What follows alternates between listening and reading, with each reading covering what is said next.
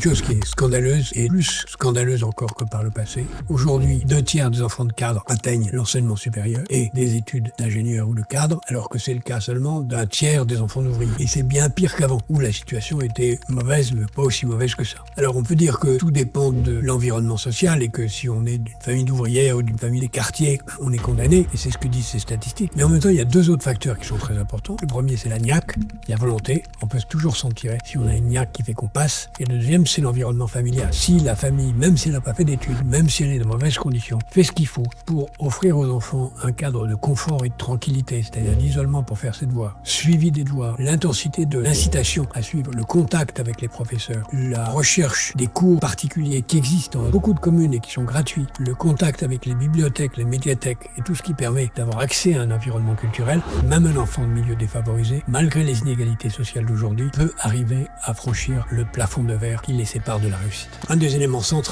pour régler le problème serait d'imposer la mixité sociale dans les écoles, de faire en sorte que les enfants, à tout âge, puissent avoir un contact avec d'autres milieux sociaux, d'autres cultures, d'autres langages, d'autres approches de la réussite pour créer les conditions d'une plus grande égalité dans le succès.